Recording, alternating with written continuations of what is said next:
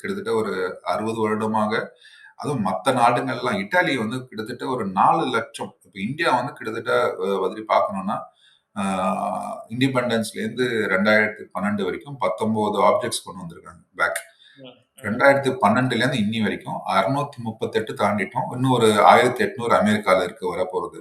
அப்படின்னு பார்த்தீங்கன்னா, ஒரு 3000 நொண்டி நொண்டி தொடப்போறோம். அவ்வளவுதான் அவ்வளவுதான்.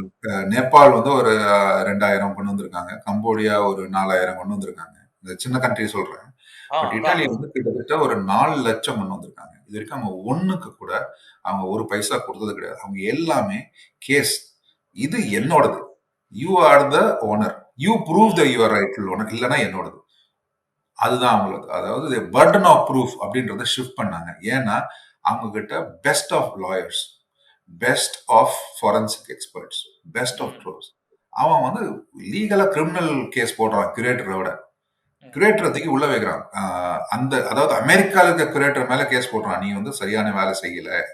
நீ ம், வந்து யூ எய்டட் அண்ட் அபேட்டட். இப்ப நம்ம என்ன பண்றோம்? ஒரு என்ன லிட்டரலா சொல்லணும்னா பெக்கிங் போலோட ஐயா திருப்பி கொடுங்க ஐயா, ஐயா திருப்பி கொடுங்க. சரி லோனா எடுத்துக்கிறீங்களா? பரவாயில்ல. சரி 4 இருக்கா? 1 கொடுங்க, 1 வச்சுக்கோங்க.